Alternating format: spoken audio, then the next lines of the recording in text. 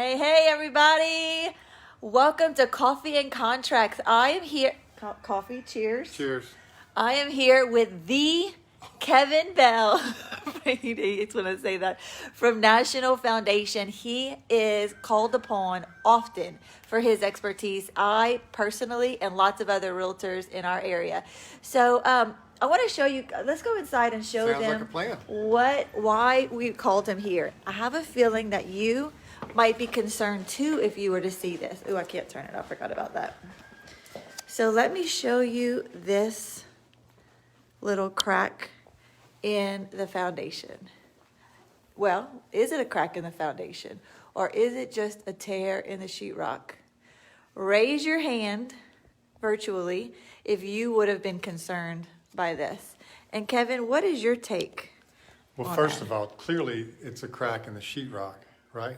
Yep. But that's a great example of how we'll look at cracks in sheetrock and say, my house has a cracked slab, you know.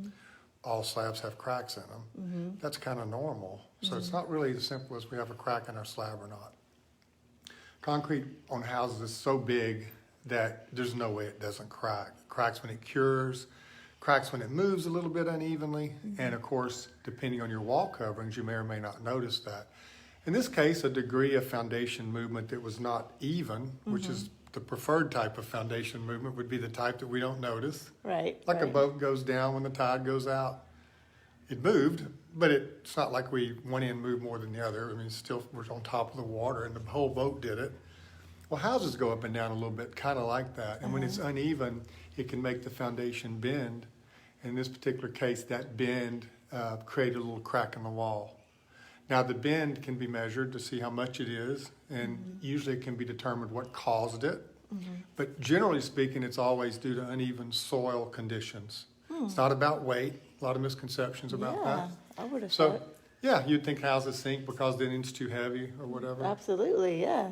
And so these misconceptions make us fear what we're buying because we all fear what we don't understand, and it's a misunderstood subject. So this home's been here a couple decades. What's changed around the home is the trees have gotten bigger, and now they're taking water. In this particular example, this home there's a couple of fast-growing varieties of trees. He actually has four. He has four no-no trees. Should we take him back and show him one Man, of I them? hate to say, everybody's going to go cut all their trees down. We tell them what kind of trees they are, but some of them just take more water than others. And Yeah. so when we have extended dry periods, there's some trees that are going to have a bigger impact on the soil during that dry period than others are. So we can go take a look at these. Let's do that. Yeah, okay. And so would you say that if you wanted to keep a tree that is a no-no tree, would it be okay to just water it extra? Is that Yeah. one of the solutions? It can be, yes. These trees, this is a particular home that's got a tree in the back called a Drake elm. And this is a really fast growing tree. Not sure if it's a native or not, but it's a real popular landscaping tree.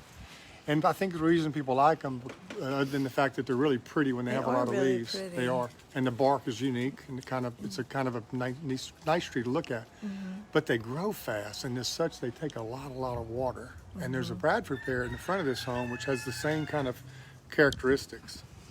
And we really don't want to lose a lot of water in an area if that same condition isn't occurring in another area. And so since our homes are relatively shallow, if we lose moisture out of clay, which has this ability to shrink, that's the problem. We wish we sat on rocks or sand or gravel, but we sit on clay. And we've got to keep it the same. And trees make it different. And so our home, which is relatively shallow, is at the mercy of what this soil's doing. And so as homes get older and the trees get bigger, the droughts become more important, that we don't take part in those droughts. Yes. So Be more proactive about it. so that's sort of the way trees relate to a home. So this home's probably 25 or so years old, maybe 30 years old, and the tree was probably planted by the homeowner, and now it's kind of having an impact on things around it. So there's no moment when you have to do foundation work. If we can get rid of a tree, it's like being allergic to a certain food. You quit eating that food, and you're fine. You're cured. And so just some choices here around this home is going to help ensure the future performance is better than the recent past performance that caused some of the symptoms we saw inside. So you're saying that you can proactively do something like cut down the tree maybe, or water it more, that can alleviate foundation work. Absolutely. So when we don't have any evidence that our foundation's moving, it really means it's moving evenly. We don't really have a no movement scenario on clay. Gotcha, yeah. So we just want to be moving evenly. You know, the ground shrinks and swells maybe an inch a year, but who notices it when everything's moving? Now we notice when the earth gets so dry that it cracks and shrinks. That's not just a sideways movement. That's a vertical loss of volume as well. And we do sit on that clay. So having deeper foundation footings helps us bridge through dry periods. Having deeper foundation footings helps put us on more of the same condition, in other words. Okay. Shallow foundations tend to be at the mercy of things that occur rather quickly, like short-term droughts. It doesn't take long for the ground to dry out 6 inches deep when we haven't had rain for just a week.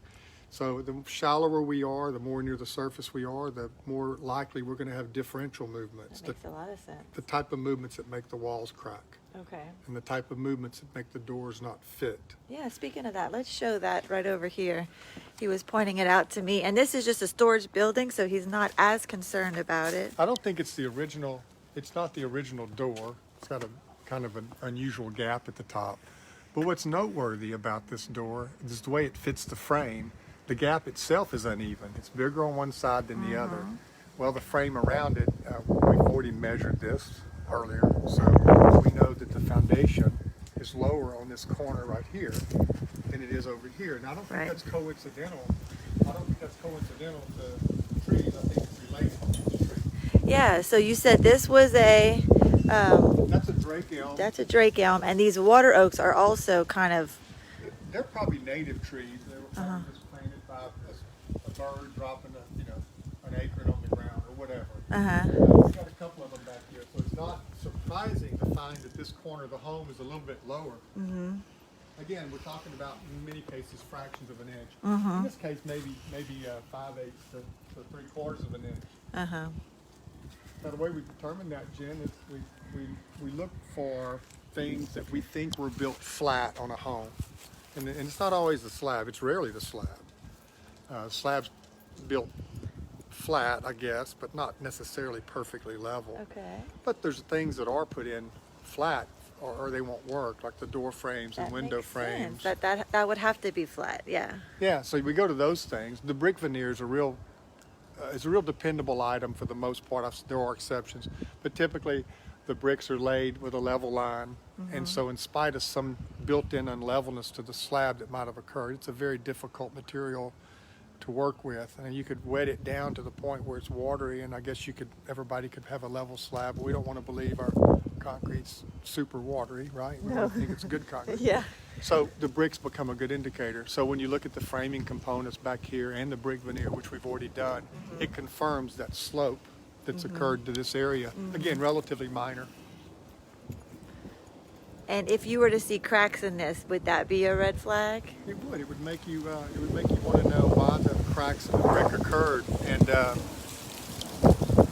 while foundation differential, let's call it uneven foundation movement. Differential foundation movement is a very common symptom of it. It is a degree issue, so we get kind of overexcited sometimes because of the presence of a crack in the brick, when the foundation could be twice as bad or unlevel, but wouldn't be noticeable with vinyl siding or wood siding.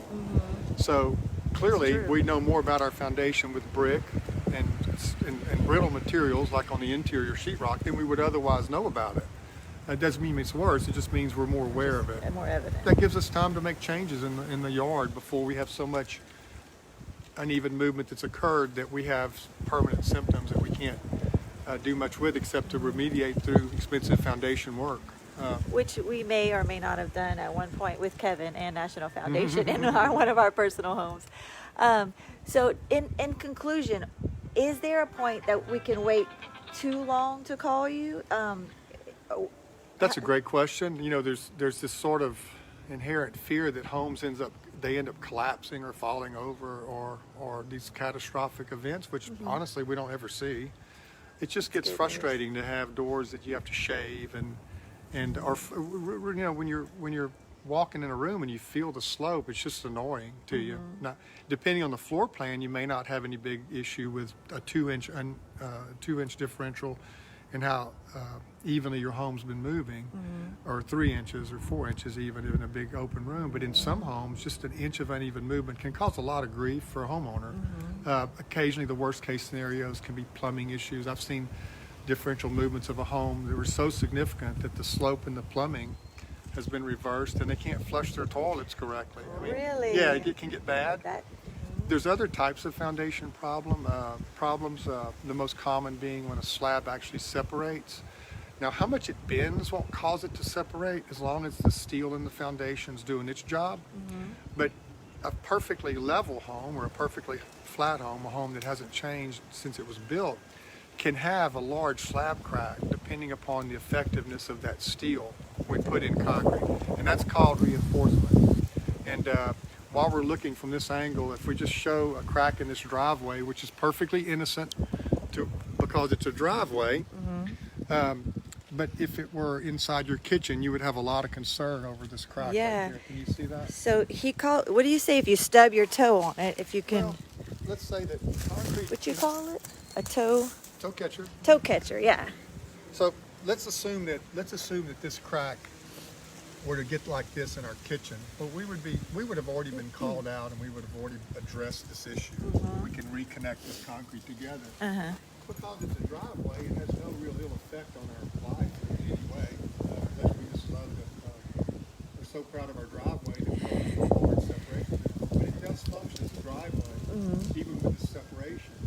Well, this is preventable, and it's preventable by putting steel in the concrete properly installed of a big enough gauge to where it won't rust in our lifetime, because these outside slab cracks are obviously exposed to a lot of rain and moisture. Right. So, but builders tend to use less effective, smaller gauges of steel, or use no steel at all because they're thinking there's no weight, as if somehow that matters, and which it doesn't. And we know it's not the weight; it's the No, underneath. It's the ground trying to rip you apart. Yeah. Successfully in this case. Yeah. So we have to have a lot of man-made cracks, joints, if we don't want to get cracks. We've got to have those joints connected with steel like lanes of the interstate, so that they perform as one unit. So this is called reinforcement failure, and it really, we want to have one foundation, and I would rather have one foundation than have 3 pieces that are level, waiting to separate at any moment. When we have exaggerated soil conditions, and that occurs when it's real dry and when it's real wet. The ground shrinks and swells, and it's always trying to come. Our foundation's always trying to come apart, and whether it can do that or not is depending upon the effectiveness of the steel. That support system within it and underneath it.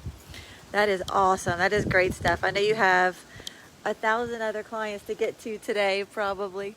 Kevin Bell stays very busy. Any final words or anything? Yeah, I guess so. So we all need to be diligent during the dry period to make sure that we're watering our yard enough to make up for the fact that tree has to get its ever how many gallons a day it takes. The older your home gets, the more likely it's going to be affected by the growth of the tree. So just I guess people just need to be diligent enough to know that we really have more control over our foundation's performance than we think we do. Wow.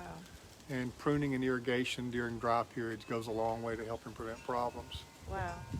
That's great stuff. Thank you so much for your time. Enjoyed it.